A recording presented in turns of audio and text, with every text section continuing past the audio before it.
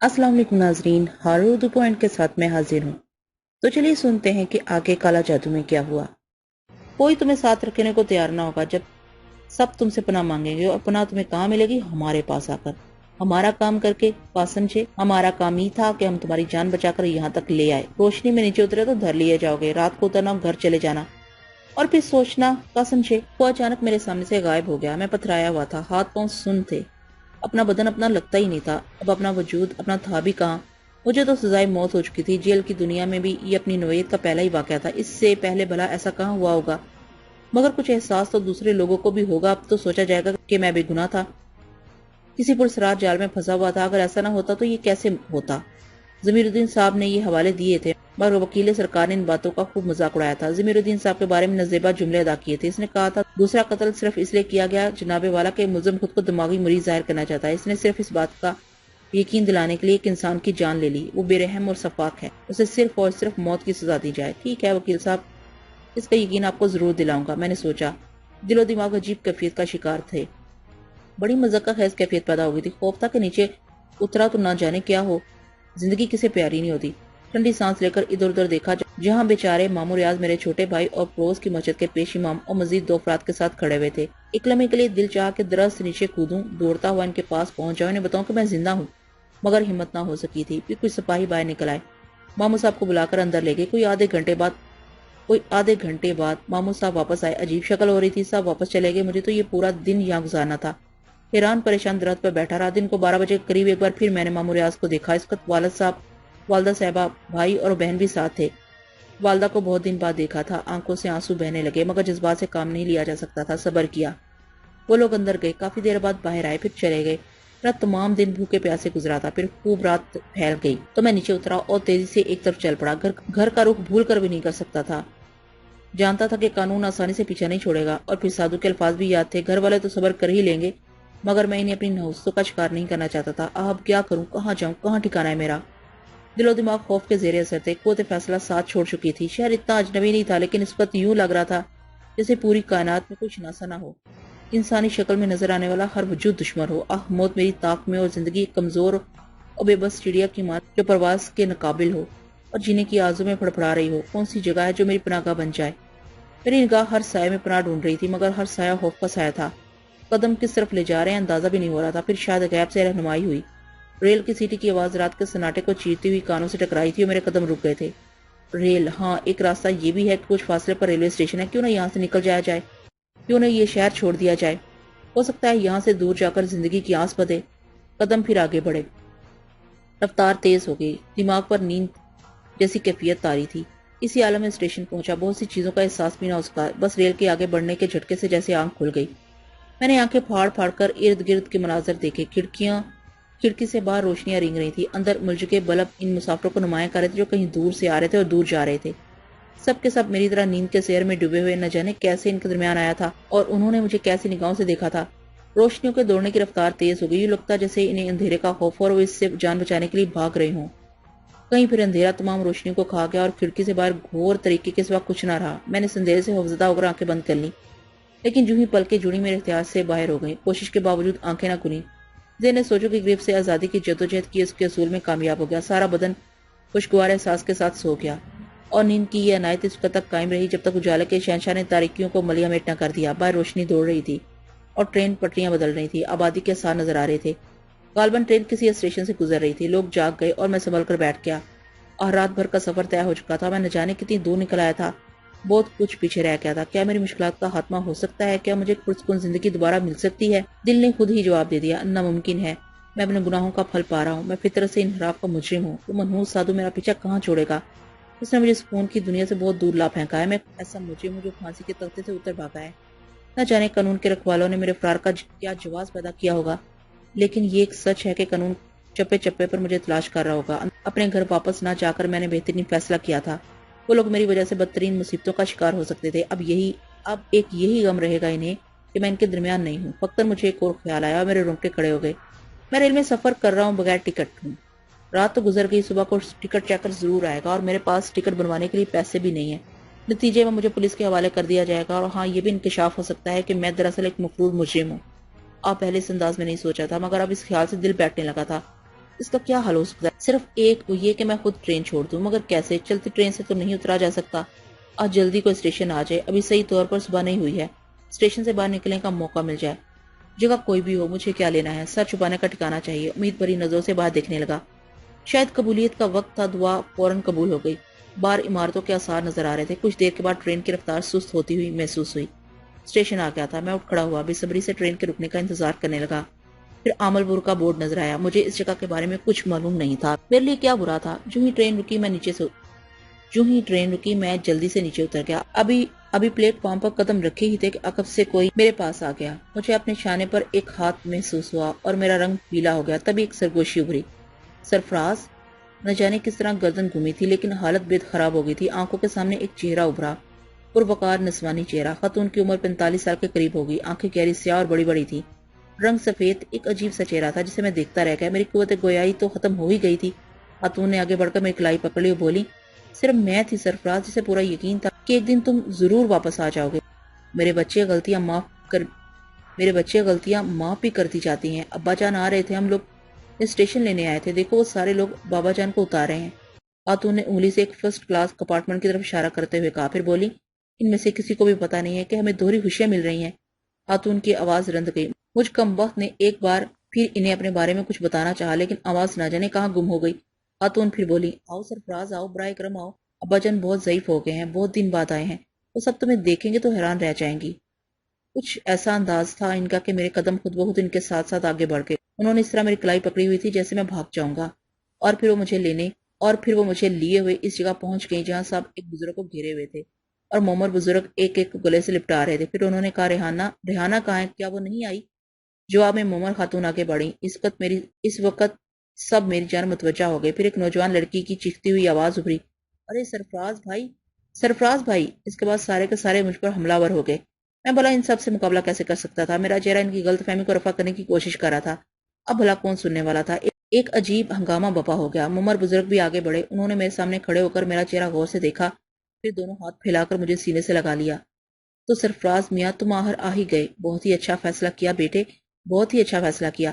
عقل کھوپڑی سے 2 فٹ اونچی اٹھ چکی تھی۔ کسی کی کوئی بات سمجھ میں نہیں آ رہی تھی۔ سارے کے سارے ایک ہی سر میں بول رہے تھے۔ مومر خاتون نے ان سب کو روکا اور بولی، یہ اسٹیشن پر ہنگامہ کرنے کی ضرورت نہیں ہے، آؤ گھر چلیں، چلو گھر چلیں۔ مگر یہ سرفراز بھائی، یہ اسی ٹرین سے اترے ہیں، چلو، مومر خاتون نے اس دوسری لڑکی کے جواب میں کہا۔ جن سب کو نانا جان کہا جا رہا تھا انہیں تو سب بھول گئے، میرے ہی گرد چمکٹا لگ گیا تھا۔ عجیب عجیب باتیں کی جا رہی تھی میرے بارے میں۔ سارے کے سارے مجھے سرفراز سمجھ رہے تھے۔ نہ جانے کیوں انہیں اس قدر شدید غلط فہمی ہوئی تھی، لیکن میرے حق میں فی الوقت یہ بہتر تھا کیونکہ اس گول میں بآسانی اسٹیشن کے گیٹ سے باہر نکل آیا تھا۔ ٹکٹ چیکر بھی لاپرواہ سا آدمی تھا، اس نے گنتی بھی نہیں کی۔ بہرحال ایک طرح سے مجھے عارضی طور پر یہ سہارا مل گیا تھا۔ باہر آ کر میں نے مومر خاتون کو اپنے بارے میں کچھ بتانا چاہا، لیکن مومر خاتون نے اب میرا ہاتھ چھوڑ دیا تھا اور ان بزرگ سے باتیں کرنے لگی تھی جو کہیں سے آئے تھے۔ بعد میں نے ان لڑکیوں، ان کے ساتھ موجود لڑکوں کو سمجھانا چاہا، سنیے بھائی صاحب۔ میں نے ایک نوجوان کو مخاطب کیا، وہ مسکرا کر مجھے دیکھنے لگا، پھر بولا، آپ سے تو ایسی کشتیاں ہوں گی کہ پٹخنیوں پر پٹخنیاں دی جائیں گی۔ سرفراز بھائی، آپ نے ہم سب کو زندہ درگور کر دیا تھا، آپ سوچ بھی نہیں سکتے تھے کہ ہم لوگوں پر کیا گزر چکی ہے۔ میں کچھ کہنا چاہتا ہوں۔ ارے تو کیا یہی کہیں گے، گھر نہیں چلنا ہے؟ سنیے، آپ کو غلط فہمی ہو رہی ہے، میں سرفراز نہیں ہوں، آپ کو بہت بڑی غلط فہمی ہو رہی ہے، بعد میں آپ مجھے مورد الزام ٹھہرائیں گے۔ سنا نہ دیا، یہ سرفراز نہیں ہے، ان کی تو ایسی کی تیسی، انہیں تو 10 بار سرفراز بننا پڑے گا۔ چلیے جلدی سے، شرافت سے، ورنہ میں لڑکی ہوں بہت بری۔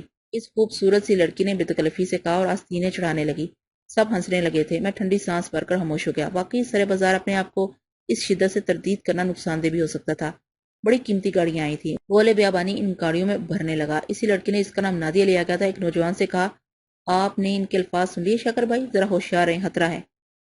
فکر ہی نہ کریں، 400 میٹر تک تو میں انہیں آگے نکلنے نہیں دوں گا، اس کے بعد اگر یہ دوڑتے رہے تو پھر دیکھا جائے گا۔ جس شخص کو شاکر کے نام سے پکارا گیا تھا، اس نے کہا، ایک بار پھر سب ہنسنے لگے۔ کوئی میری بات سننے کو تیار نہیں تھا۔ شاید ایسی شدید غلط فہمی ہوئی تھی مجھے کہ میں خود بھی حیران تھا، لیکن اس غلط فہمی سے مجھے کوئی خوشی نہیں ہوئی تھی۔ کوئی دوسرا موقع ہوتا تو اب میں اتنا گیا گزرا بھی نہیں تھا کہ اس غلط فہمی سے لطف اندوز نہ ہوتا، لیکن مجھ پر تو زندگی ہی کٹن ہو گئی تھی۔ میں تو مصیبتوں کا مارا تھا، بھلا اس ماحول سے، ان الفاظ سے کیا لطف اندوز ہوتا؟ بس دل تھا کہ مارے درد کے پھٹا جا رہا تھا اور ذہن طرح طرح کے خیالات کا شکار ہو رہا تھا۔ گاڑیاں جس عمارت میں داخل ہوئی، اسے دیکھ کر مجھے اندازہ ہو گیا کہ نہایت خوشحال لوگ ہیں اور بڑی اچھی حیثیت کے مالک ہیں۔ آہ کاش ان لوگوں سے میرا واقعی کوئی تعلق ہوتا۔ چاہتا تو جھوٹ بول کر ان کے درمیان اپنے لیے جگہ بنا سکتا تھا، لیکن دل یہ بھی گوارا نہیں کر رہا تھا، اور میں جھوٹ بول کر ایک اور گناہ نہیں کرنا چاہتا تھا۔ ویسے ہی زندگی پوری طرح گناہوں کے بوجھ سے دبی ہوئی تھی، اس کا پورا صلہ بھگت رہا تھا۔ یہاں پہنچنے کے بعد تمام لوگ نیچے اتر گئے۔ مومر خاتون مومر بزرگ کے ساتھ نیچے اتری تھی، لیکن ان کی توجہ ان بزرگ سے زیادہ مجھ پر تھی۔ رکی اور میرے قریب آنے کا انتظار کرنے لگی۔ لڑکے لڑکیوں کا غول مجھے ان کے پاس لے گیا۔ مومر خاتون نے میرا بازو پکڑتے ہوئے کہا، کیا خلیہ بنا لی ہے تم نے اپنا سرفراز؟ زندگی کھونے پر تلے ہوئے تھے، میں جانتی تھی، مجھے یقین تھا کہ تم واپس آ جاؤ گے، لیکن بیٹے بڑائی اس میں ہے، اور بھی شاید تمہیں علم ہو کہ وہ نہ رہے جن سے تمہیں اختلاف پیدا ہو گیا تھا۔ کیا تمہیں علم ہے کہ رحمان صاحب کا انتقال ہو گیا؟ میری گردن بلا وجہ ہی نفی میں ہل گئی تھی۔ ہاں، ہم بے سہارا ہو گئے ہیں سرفراز، ہم بے سہارا ہو گئے ہیں، ہمارے سر سے صاحبان سرک گیا ہے۔ اور اب مومر خاتون کی آواز گلگیر ہو گئی۔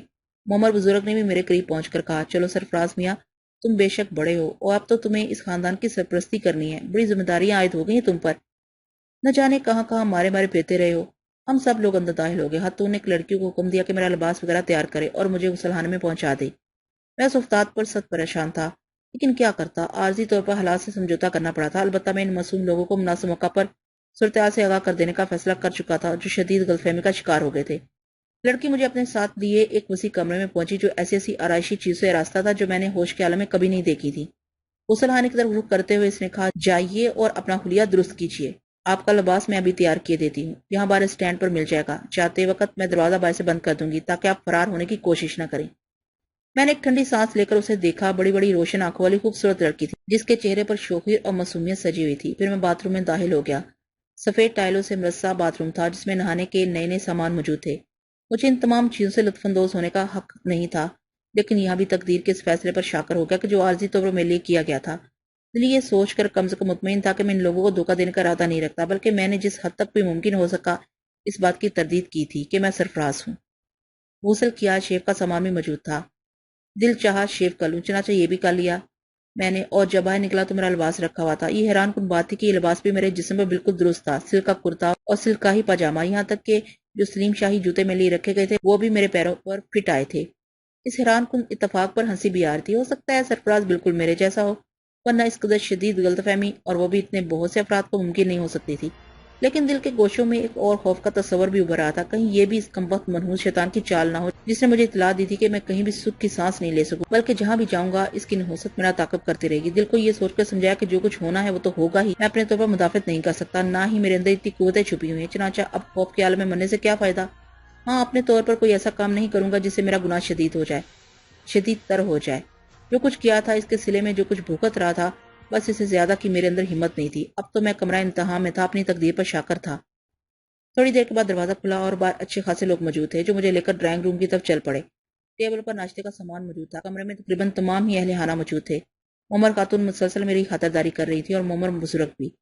لڑکے لڑکیاں میرے اوپر ایک آدھ فکرہ چسپ کر دیتے تھے اور کمرے کا ماحول خوشگوار ہو جاتا تھا۔ خاتون نے کئی بار لڑکیوں اور لڑکوں کو ڈانٹ بھی پلائی کہ بہت زیادہ باتیں نہ کریں اور میرے مزاج کا خیال رکھیں۔ میں دل میں ہنس رہا تھا کہ واہ، ابھی جب انہیں اس حقیقت کا یقین آ جائے گا کہ میں وہ نہیں ہوں جسے سمجھ کر وہ مجھے یہاں لائی ہیں، تو مجھے دھکے دے کر یہاں سے نکال دیا جائے گا۔ دنیا کا یہی انداز ہے، اور دنیا اسی انداز میں جیتی ہے۔ ناشتے کے بعد مومر خاتون نے کہا، ابا میاں مجھے اجازت ہے میں تھوڑی دیر سرفراز سے باتیں کر لوں؟ ہاں کیوں نہیں، میں بھی اب سونا چاہتا ہوں، سفر سے تھک گیا ہوں، تم اطمینان سے باتیں کر لو۔ آؤ سرفراز، میرے کمرے میں چلو، مومر خاتون نے کہا۔ میں خاموشی اور سعادت مندی سے ان کے ساتھ چل پڑا۔ وہ مجھے خوبصورت کمرے میں لے آئیں۔ اندر پہنچ کر انہوں نے دروازہ بند کر لیا، پھر ایک کونے کی طرف اشارہ کر کے بولی، بیٹھ جاؤ۔ میں خاموشی سے بیٹھ گیا تھا۔ وہ خود بھی میرے سامنے والے صوفے پر بیٹھ گئی۔ پھر انہوں نے کہا، سرفراز بیٹے، زندگی میں نہ جانے کیا کیا اونچ نیچ ہوتی رہتی ہے، ہم یہ نہیں کہتے کہ غلطی ہماری نہیں ہے، لیکن بیٹے تمہیں اس طرح سب کچھ چھوڑ کر نہیں چلے جانا چاہیے تھا۔ ٹھیک ہے، مرحوم رحمان صاحب کا رویہ تمہارے ساتھ سخت ہو گیا تھا، لیکن بزرگ غلطیاں بھی تو کر لیتے ہیں، لیکن کیا ان غلطیوں کی اتنی بڑی سزا دی جاتی ہے انہیں؟ یقین کرو، رحمان صاحب کے دل پر تمہاری جدائی کا شدید غم تھا۔ وہ فریحہ کو اس عالم میں نہیں دیکھ سکتے تھے۔ تم اس بات کا بھی علم ہے کہ فریحہ کو وہ سب سے زیادہ چاہتے تھے۔ فریحہ کی جو کیفیت تمہارے پیچھے ہوئی ہے، اگر بتاؤں گی تو یہی سوچو گے کہ ماں ہوں اور اپنی بیٹی کی وکالت کر رہی ہوں۔ مگر بیٹے تم نے زیادتی کی ہمارے ساتھ، کچھ انتظار تو کر لیتے، کوئی صحیح فیصلہ بھی ہو سکتا تھا۔ میں آپ کو کس نام سے مخاطب کروں خاتون؟ میں نے کہا۔ مومر خاتون چونک کر مجھے دیکھنے لگی۔ کیوں، کیا تم بھول گئے کہ تم مجھے چچی جان کہتے ہو؟ جی، کچھ ایسے ہی حالات ہیں کہ میں اپنی مجبوریاں آپ کو بتا نہیں سکتا، لیکن اس بات سے آپ کو آگاہ کر دینا بے حد ضروری سمجھتا ہوں کہ حقیقتاً میں سرفراز نہیں ہوں۔ میں زمانے کا ستایا ہوا ایک انسان ہوں اور میں آپ کو دھوکہ دے کر یہاں اپنے لیے کوئی مقام بنانے کا خواہش مند بھی نہیں ہوں۔ مومر خاتون بے اعتباری کے انداز میں سنجیدگی سے مجھے دیکھتی رہی، پھر بولی، اس کا مطلب ہے کہ تمہارا دل ابھی صاف نہیں ہوا۔ رحمان صاحب کی موت نے بھی تمہارے دل میں ہماری نرمی پیدا نہیں کی۔ خیر، جو کچھ تم کہہ رہے ہو کہتے رہو، تمہاری سنگ دلی کا تھوڑا تھوڑا اندازہ تو مجھے بھی تھا، لیکن اچھا ٹھیک ہے، فریحہ سے مل تو لو، ایک بار اسے یہ بھی بتا دو کہ تم سرفراز نہیں ہو۔ اس کے بعد ہم اپنی تقدیر پر شاکر ہو جائیں گے، جو کچھ بھی فیصلہ تم کرو گے ہمیں منظور ہو۔ میری بچی تمہارے جانے کے بعد کبھی مسکرائی نہیں ہے، کاش تمہیں ان حقیقتوں کا بھی احساس ہوتا۔ ٹھیک ہے خاتون، بالکل ٹھیک ہے، میری بات نہیں مان رہی، لیکن میں آپ سے صرف چند الفاظ کہنا چاہتا ہوں۔ بعد میں آپ کو اگر حقیقتوں پر یقین آ جائے تو مجھے مجرم نہ سمجھے گا، اس تمام کہانی میں میرا کوئی قصور نہیں ہے۔ خاتون کے چہرے پر ناگواری کے آثار ابھرے، انہوں نے گردن ہلائی اور آہستہ سے بولی، تمہاری انتہا پسندی کے بارے میں سبھی جانتے ہیں سرفراز، کیا تم اتنا تعاون کر سکتے ہو ہم سے کہ صرف چند روز یہاں گزار لو، فریحہ سے ملاقات کر لو؟ اگر تم ایسا کر لو گے تو یہ ہم سب پر احسان ہی ہوگا، اسے سمجھا دو، اس کے بعد جو تمہارا دل چاہے وہ کرو۔ وہ اٹھی اور انہوں نے دروازہ کھول دیا، باہر سارا گولے بیابانی جمع تھا۔ ایک لڑکی نے کہا، جی امی جان کیا ہوا؟ یہ شرافت سے مان گئے یا پھر ہماری باری آ گئی؟ تم لوگ کوئی بدتمیزی نہ کرو، سمجھی؟ چلو اپنے اپنے کمرے میں جاؤ۔ ایسے نہیں جائیں گے، اگر یہ شرافت سے مان گئے تو ٹھیک ہے، ورنہ ہم انہیں اٹھا کر لے جا رہے ہیں، ایک لڑکی نے کہا اور سب مجھ پر چھپٹ پڑی۔ نہیں نہیں نہیں، سنیے سنیے، میں چل رہا ہوں، میں نے بوکھلا کر کہا اور ہنستے ہنساتے کہہ کے لگاتے ہوئے یہ لوگ مجھے ایک طرف لے چلے۔ دل میں دکھ بھی ہو رہا تھا کہ کاش میں اس گھرانے کا ایک فرد ہوتا، کیا خوبصورت زندگی ہوتی، لیکن میری نحوست بلا کر ان لوگوں کو بھی اپنی لپیٹ میں لے لے گی۔ لڑکیاں مجھے لیے ہوئے ایک دروازے پر پہنچ گئی، انہوں نے دروازہ کھول کر مجھے اندر دھکا دے دیا، اس کے فوراً بعد دروازہ باہر سے بند بھی کر دیا گیا۔ عجیب سی صورتحال تھی، دل میں ایک میٹھا میٹھا سا احساس بھی جاگ رہا تھا، لیکن اس کا اختتام خوف کے دباؤ پر ہوتا تھا۔ گھبرائی ہوئی نگاہوں سے میں نے اس کمرے کا جائزہ لیا، اعلیٰ درجے کے قالین بچھے ہوئے، دروازے، کھڑکیاں اور دیواروں کی مناسبت سے پردے پڑے ہوئے تھے۔ کمرے کے ایک جانب ایک مسہری تھی جس پر 2 تکیے رکھے ہوئے تھے، مسہری کے بائیں جانب پھولوں کا ایک بہت بڑا گلدستہ نظر آ رہا تھا جس میں تازہ پھول لگے ہوئے تھے اور اس کے اطراف میں بھینی بھینی خوشبو پھیلی ہوئی تھی۔ کمرے کے انتہائی سیرے پر بنی کھڑکی کے سامنے ایک نسوانی پیکر موجود تھا جس کی پشت دروازے کی جانب تھی، گہرے نیلے لباس میں ملبوس، سیاہ چوٹی کمر سے نیچے تک لٹکی ہوئی تھی۔ میں سکتے کسی حالت میں کھڑا ادھر دیکھتا رہا، پھر وہ مشکل تمام میری آواز ابھری، سنیے۔ نسوانی جسم میں ہلکی سی تھرتھراہٹ ہوئی اور پھر اس نے اپنا رخ تبدیل کر لیا اور آنسوؤں سے لبریز ایک حسین چہرہ میری نگاہوں کے سامنے آ گیا۔ وہ بے حد حسین تھی، اس کے چہرے پر عجیب سی یسیت چھائی ہوئی تھی۔ میں سکتے کے سے عالم میں اسے دیکھتا رہ گیا۔ میں زندگی کے اس شعبے سے پوری طرح روشناس نہیں تھا، لیکن یہ سلگتا ہوا حسن میری آنکھوں کے راستے دل میں اترتا چلا گیا تھا۔ ان حسین اور بڑی بڑی آنکھوں سے، جن کے چہرے کے نقوش ان مومر خاتون سے کافی ملتے جلتے تھے، آنسوؤں کی جھڑی لگی ہوئی تھی۔ میں چند قدم آگے بڑھا اور میں نے لرزتی ہوئی آواز میں کہا، سنیے، شاید آپ کا نام فریحہ ہے؟ یہاں سب لوگ اس غلط فہمی کا شکار ہیں کہ میں سرفراز ہوں۔ ان لوگوں نے مجھے ریلوے اسٹیشن پر دیکھا تھا، لیکن میں آپ کو یہ بتا دینا چاہتا ہوں خاتون کہ میرا نام سرفراز نہیں ہے۔ ہو سکتا ہے میرا چہرہ ان سے اتنا ملتا جلتا ہو کہ سب دھوکہ کھا رہے ہیں، لیکن آپ کو دھوکہ نہیں کھانا چاہیے، یہ غلط فہمی آپ کے لیے سب سے زیادہ بھیانک ہو سکتی ہے۔ وہ آنسو بھری نگاہوں سے مجھے دیکھتی رہی، پھر اس نے کہا، عمل پور کیوں آ گئے؟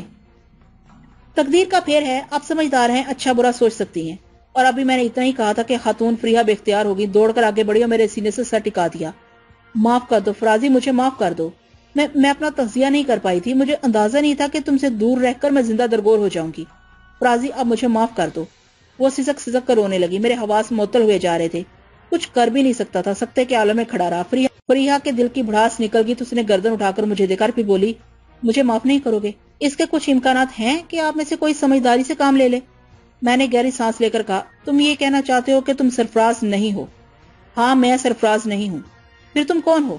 ایک تقدیر کا مارا۔ تم ہمارے ساتھ نہیں رہنا چاہتے؟ کاش رہ سکتا، میں نے کہا۔ وہ مجھے دیکھتی رہی، اس کے چہرے سے میں نے یہ اندازہ لگا لیا تھا کہ وہ میری بات پر یقین نہیں کر رہی۔ پھر اس نے ٹھنڈی سانس لے کر کہا، ایک درخواست قبول کر لو گے؟ حکم دیجئے۔ اگر میرے لیے تمہارے دل میں کوئی گنجائش باقی نہیں رہی تو ٹھیک ہے، میں تمہیں مجبور نہیں کروں گی، مگر تمہارے آنے سے یہ سب کھل اٹھے ہیں، امی بھی خوش نظر آ رہی ہیں، صرف انسانی ہمدردی کی بنیاد پر ان کے ساتھ کچھ وقت گزار لو۔ ابو کی موت نے ان سب کو نیم مردہ کر دیا ہے، تمہاری وجہ سے کچھ خوشیاں مل جائیں گی، بات میری رہ جاتی ہے تو میں اپنی تقدیر سے سمجھوتا کر لوں گی، دوسروں پر کچھ ظاہر نہ کروں گی، صرف میری سزا قائم رکھو، صرف میری۔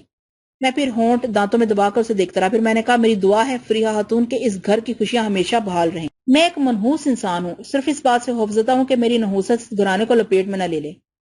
ہاں، میں نے یہ الفاظ کہے تھے، میں نے تمہیں منحوس کہا تھا، میں نے کہا تھا کہ تمہاری نحوست نے ہمارا جینا حرام کر دیا ہے. میں ان الفاظ پر شرمندہ ہوں، بس غصے میں منہ سے نکل گئے تھے. فریحہ بولی،